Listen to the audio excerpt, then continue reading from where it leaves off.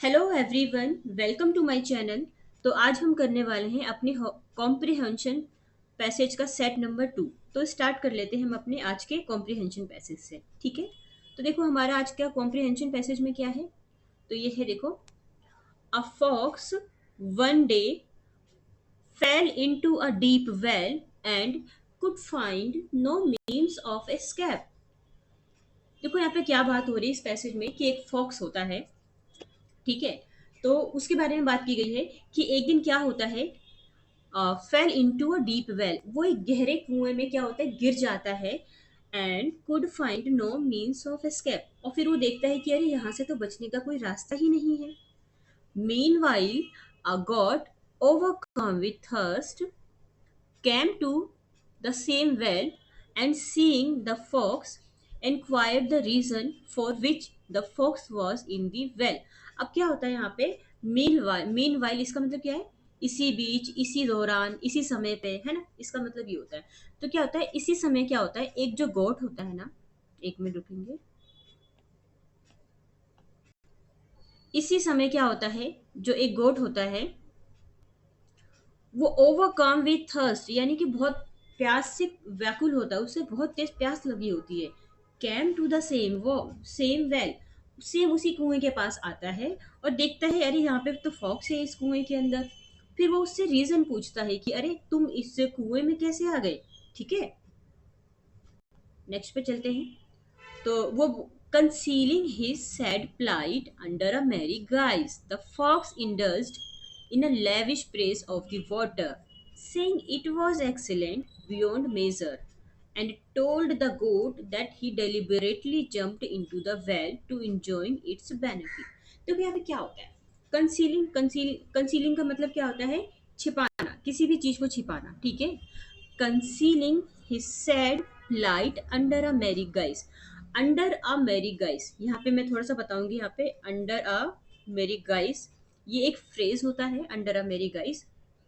और इसका मतलब होता है कि सामने से आप मतलब कि इसका सीधा सीधा मतलब होता है कि किसी डिफिकल्ट सिचुएशन में फंस जाना, और सामने से आप ऐसा दिखलाते हैं कि आप बहुत चीयरफुल है, लाइट हार्टेड है। ठीक है, बट एक्चुअल में क्या होता है कि आप किसी डिफिकल्ट प्रॉब्लम में फंस चुके होते हैं और सामने वाले को आप सीधा नहीं बताते कि आप किसी डिफिकल्ट प्रॉब्लम में फंस चुके हैं। ठीक है, बहुत इंपॉर्टेंट है ये, प्लाइड अंडर अ मैरी गाइस। ठीक है, तो अब यहाँ पे क्या होता है कि वो अपनी सच्चाई को छिपाता है फॉक्स, और कहता है, और वो झूठ बोलता है यहाँ पे, plight under a merry guise for indulged a lavish praise of the water.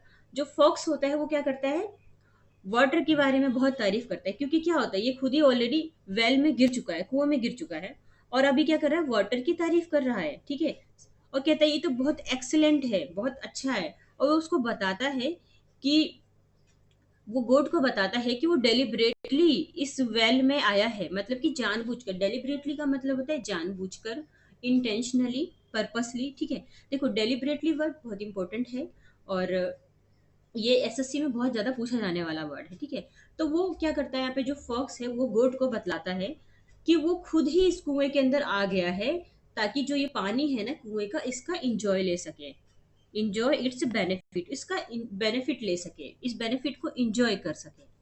He kept encouraging the goat to jump in the well, और वो गोट को भी एनकरेज करता है कि आ जाओ तुम भी इस वेल के अंदर, जंप लगा लो, आ जाओ तुम इसमें भी कूद जाओ।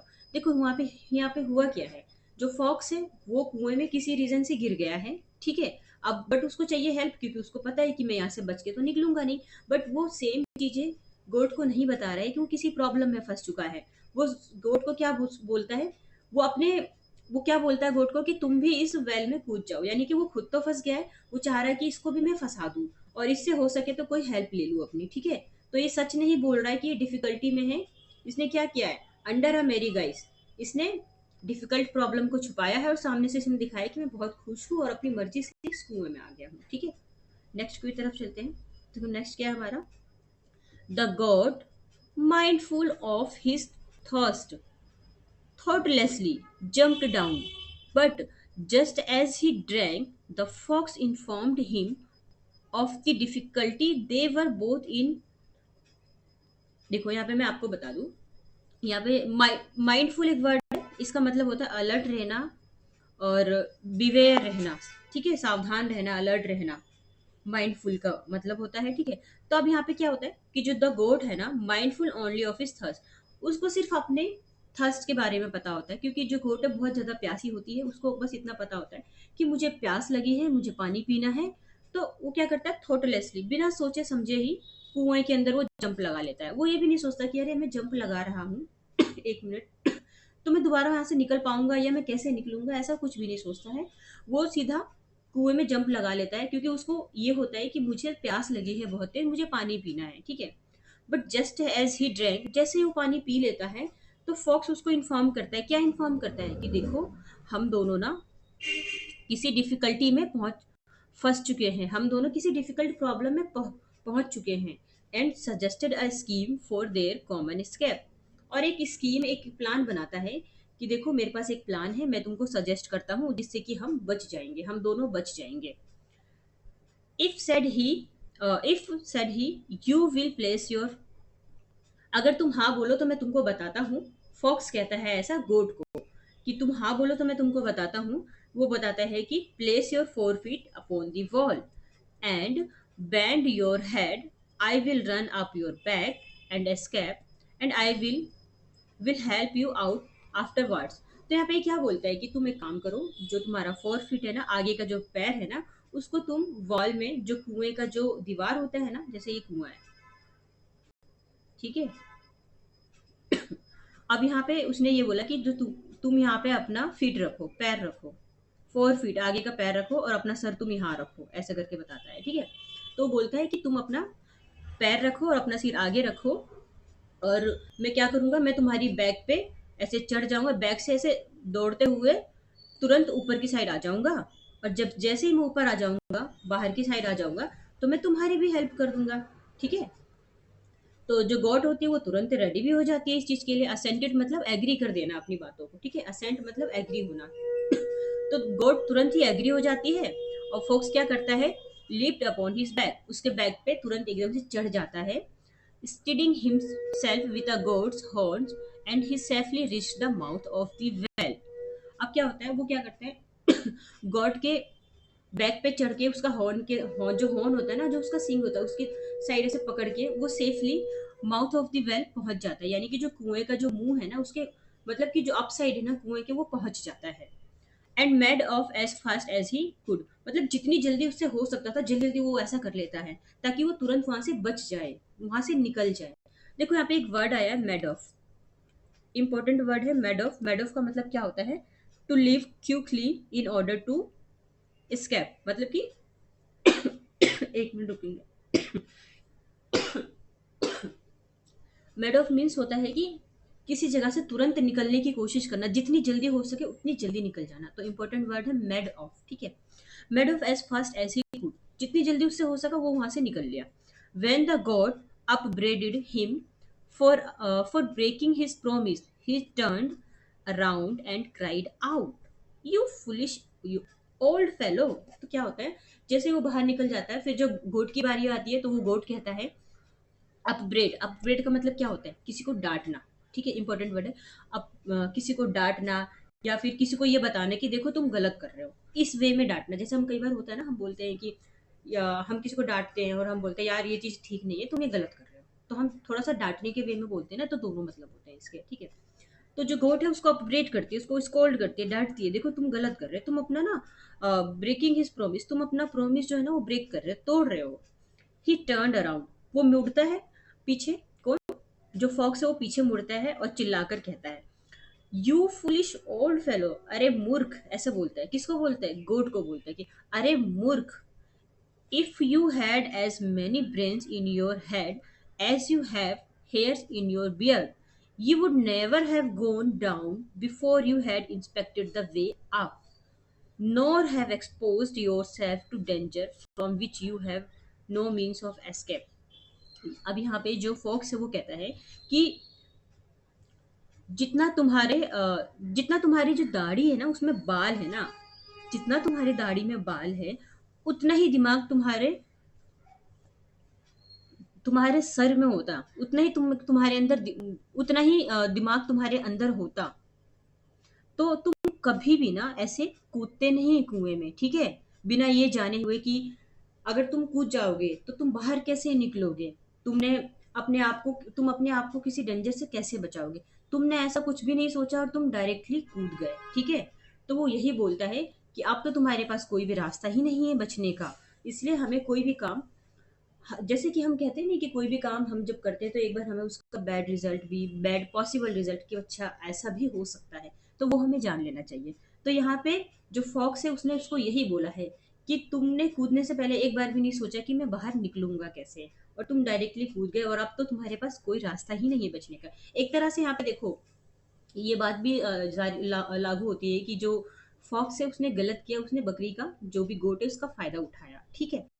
बट हमें एक चीज और सीखने को मिलती है ना यहाँ पे, कि हमें कोई भी काम करने से पहले, कोई भी एक्शन लेने से पहले एक बार उसका पॉसिबल बैड रिजल्ट भी सोच लेना चाहिए, ठीक है। और यहाँ पे क्या होता, जो गोट थी वो बहुत ज्यादा थर्स्टी थी, उसने इतना नहीं सोचा, बस उसको ये था कि पानी मिल जाए मैं पानी पी लूं, ठीक है, तो इसने यहाँ पे गलत किया, ठीक है। देखो हमारा पैरा यहाँ पे खत्म हो गया है। अब हम चलते हैं अपने कॉम्प्रिहेंशन, अपने क्वेश्चन की साइड। देखो फर्स्ट क्वेश्चन है हमारा, select the most appropriate title for the passage. इस पैसेज के लिए टाइटल क्या हो सकता है, fox and the goat, the kind fox, the fox and the forest, the cunning goat. हमें हमेशा ध्यान रखना है कि टाइटल हमेशा वही होगा जिसके बारे में कॉम्प्रिहेंशन पैसेज में दिया हुआ है, उससे अलग कोई टाइटल नहीं होगा, ठीक है। या तो जो स्टोरी बताई गई है वो टाइटल होगा, मतलब जो भी होता होगा वो कॉम्प्रिहेंशन पैसेज पे डिपेंड होगा, अलग से कुछ नहीं होगा। तो यहाँ पे सबसे बेस्ट हमको क्या लग रहा है, द फॉक्स एंड द गोट, क्योंकि पूरे कॉम्प्रिहेंशन में सिर्फ फॉक्स एंड गोट ही थे, इसके अलावा कुछ भी नहीं था, ठीक है। तो ये फर्स्ट हमारा करेक्ट आंसर हो जाएगा, ठीक है। नेक्स्ट पे चलते हैं। नेक्स्ट है हमारा, what moral lesson can be drawn from the passage. आपने पैसेज को पढ़ने के बाद क्या मोरल लेसन सीखा, क्या आपको पता चला। तो देखो यहाँ पे चार चीजें दी हुई है, look before you leave, pride comes before a fall, honesty is the best policy, one good turn deserves more। अब देखो यहाँ पे क्या आंसर नहीं हो सकता, one good turn deserves another. मैं सीरियल वाइज बताती हूँ। लुक बिफोर यू लीप, ये एक फ्रेज है, इसका मतलब क्या होता है कि हमें कोई भी एक्शन लेने से पहले एक बार पॉसिबल बैड रिजल्ट सोच लेना चाहिए, ठीक है। फर्स्ट का मतलब ये होता है। सेकंड मैं आपको मतलब बता रही हूँ, आंसर आपको खुद ही पता चल जाएगा। सेकंड है हमारा, ये भी फ्रेज है, ये है pride comes before a fall, यानी कि इसका मतलब होता है जो अहंकार है ना, जो घमंड है, वो पतन से पहले आता है। मतलब कि जो हमारा, हम गिरने वाले हैं, मतलब कि हमारा जो घमंड है ना वो पहले हमें गिरा देगा, ये होता है इसका मतलब, pride comes before a fall. Fall तो बाद में आएगा, उससे पहले हमारा घमंड ही हमें तोड़ देगा, ठीक है। तो शायद ऐसा भी कुछ बात नहीं हुआ है ना। Honesty is the best policy. तो देखो यहाँ पे किसी ने भी ईमानदारी नहीं दिखाई है, जो गोट है उसने कोई ईमानदारी नहीं दिखाई है, गोट को प्यास लगी थी, वो बिना सोचे समझे वेल में कूद गया। तो ये बिल्कुल भी आंसर नहीं होगा हमारा, honesty is the best policy, यहाँ ऑनेस्टी की बात हुई ही नहीं है, ठीक है। अब वो one good turns deserves another, एक आप अच्छा काम करते हो तो आपको दूसरा भी अच्छा काम करना चाहिए। तो यहाँ पे भी ऐसा कुछ अच्छा काम हुआ नहीं है, ठीक है, क्योंकि यहाँ पे जो गोट है उसको तो मूर्ख बनाया गया था। तो हमारे पास एक ही आंसर बचता है कि look before you leap, very very important भी है ये फ्रेज, कि हमें कुछ, कोई भी एक्शन करने से पहले उसका पॉसिबल बैड रिजल्ट सोच लेना चाहिए, ठीक है। ये आंसर हमारा करेक्ट हो जाएगा फर्स्ट। नेक्स्ट क्वेश्चन है देखो, how did the goat get into the well. जो गोट है वो वेल में कैसे चला गया था, बताओ कैसे गया था, उसको क्या हुआ था। देखो he descended into the well, mistake से गया था बिल्कुल भी नहीं, ये वो गोट जो गिर गया था बिल्कुल भी नहीं, किसी ने उसको आगे गिरा दिया था, ये भी नहीं है answer. He was lured by the fox, lured का मतलब क्या होता है, लालच देना, ठीक है। उसको फॉक्स ने लालच दिया था कि अरे बहुत अच्छा है यहाँ का पानी, मैं तो यहाँ पे इंजॉय कर रहा हूँ, आके आ जाओ तुम भी, ठीक है। तो option number D correct answer हो जाएगा, he was lured by the fox. Next question है हमारा, देखो ये है, identify the tone of the passage. हमें पैसेज का टोन आइडेंटिफाई करना है, डाइडैक्टिक, असर्टिव, इनफॉर्मल और चीयरफुल। तो देखो यहाँ पे देखो, जो डाइडक्टिव है ना, डाइडक्टिक इसका मतलब क्या होता है, तो इसका मतलब होता है कि कुछ मोरल लेसन्स प्रोवाइड करना, कुछ मोरल गाइडेंस देना, ठीक है। असर्टिव, असर्टिव तो इनफॉर्मल, कुछ इन्फॉर्मेशन मिलना, चीयरफुल, बहुत चीयर हो जाना, खुश हो जाना। तो पैसेज में क्या बताया गया है? देखो असर्टिव तो नहीं होगा, किसी चीज को लेके बिल्कुल दृढ़ से हो जाना, ऐसा नहीं है यहाँ पे। डाइडैक्टिक का मतलब होता है कि किसी चीज के बारे में हमें मोरल लेसन प्रोवाइड करना है, कुछ नॉलेज देना, ठीक है। तो हमारे जो पैसेज का जो टोन है वो डाइडैक्टिक हो जाएगा। Option number one correct answer हो जाएगा, ठीक है। हमें क्या होता है, पैसेज पढ़ के ही हमें आइडिया लग जाता है कि पैसेज में क्या बताया गया है, किस बारे में बताया गया है, और क्या चीजें बताई जा रही है, मतलब ये सारी चीजें पढ़ के हमें पता चल जाता है। तो आंसर हमारा डायरेक्टिक हो जाएगा। नेक्स्ट क्वेश्चन है, देखो ये है हमारा, why did the fox invite the goat into the well. जो फॉक्स है उसने गोट को वेल के अंदर, कुएं के अंदर आने के लिए क्यों इनवाइट किया था? क्योंकि वो फ्रेंड से? बिल्कुल नहीं। Fox wanted to go to drink, क्योंकि फॉक्स चाहता था कि जो गोट है वो आके पानी पी ले? ऐसा भी नहीं था। पानी तो पीना था, बट जो फॉक्स है वो ऐसा नहीं चाहता। फॉक्स सिर्फ ये चाहता था ये, इसको किसी भी रीजन से मैं अपने इसको कुएं में बुला लूं ताकि मैं इससे हेल्प ले लूं, ठीक है। तो ये आंसर नहीं होगा। Because the fox felt lonely, जो फॉक्स है वो अकेला फील कर रहा था वेल में? बिल्कुल भी नहीं, और ऐसे पूरे पैसेज में नहीं दिया हुआ है। एक चीज याद रखना है, जो हमारा जो आंसर होगा ना वो हमेशा पैसेज के अकॉर्डिंग ही चलेगा। अपनी मर्जी से कोई आंसर नहीं लगाना है हमें। डी देखो क्या है इसका, डी हमारा करेक्ट हो जाएगा क्योंकि ऊपर के तीन गलत हैं। Because the fox needed support to get out of the well, क्योंकि जो फॉक्स था उसको सपोर्ट चाहिए था ना बाहर आने के लिए, इसीलिए उसने बोला था कि गोट को कि तुम अंदर आ जाओ। देखो नेक्स्ट क्वेश्चन पे चलते हैं। अब देखो यहाँ पे ना मैंने कुछ इंपॉर्टेंट वोकैबुलरी रखे हैं आपके लिए, तो हम इसको रिवाइज करते हैं। यहाँ पे देखो मैंने इसके ना आंसर्स भी दिए हुए हैं आज। गाइस, गाइस का मतलब क्या होता है? एक मिनट, ये क्या हो रहा है? गाइस इसका मतलब होता है द appearance ऑफ समवन और something specially when intended to deceive. Guise का मतलब होता है कि सामने से किसी को दिखलाना कि आप बहुत खुश हैं, इसका मतलब यही है इसका मतलब भी, कि मतलब किसी को धोखा देना, सच्चाई को छुपाना, ठीक है।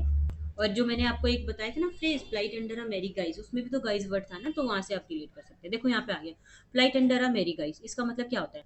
हाइड और conceal a difficult situation with a light hearted, अपनी डिफिकल्ट सिचुएशन को छिपाना, ये दिखलाना है कि आई एम वेरी हैप्पी, और बट एक्चुअल में क्या होता है, हमें उसकी हेल्प चाहिए होती है। सामने से तो हम दिखा देते हैं हमें कुछ प्रॉब्लम नहीं है, पर एक्चुअल में हमें उसकी हेल्प चाहिए होती है क्योंकि हम डिफिकल्ट सिचुएशन में पहुंच चुके होते हैं। देखो डेलिबरेटली एसएससी का पूछा जाने वाला मोस्ट इंपोर्टेंट वर्ड, इसका मतलब होता है जानबूझकर, यानी कि इंटेंशनली, पर्पसली, वॉल्यूंटरली, खुद की इच्छा से, खुद की मर्जी से, ठीक है। माइंडफुल, इसका मतलब होता है केयरफुल होना, बिल्कुल अलर्ट होना, कॉशियस होना, अवेयर होना, ठीक है, aware.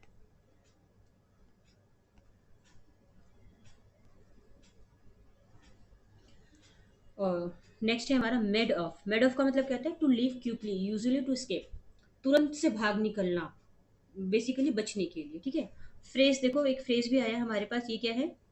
Look before you leave, इसका मतलब क्या है? टू थिंक और learn about the possible bad result of an action before doing it, ये जो मैं बता चुकी हूँ आपको। थिंक बिफोर यू लीव, ठीक है। तो आप चाहे तो ये सारे वर्ड वोकेबलरी उतार सकते हैं, डेली बेसिस पे याद कर सकते हैं, क्योंकि आपका तो देखो ये इडियम्स में भी काम आएगा, वन वर्ड में भी काम आएगा, और कॉम्प्रिहेंशन पैसेज में तो काम आएगा ही आएगा, ठीक है। So thank you so much. फिर हम मिलते हैं नए कॉम्प्रिहेंशन पैसेज पे, ठीक है।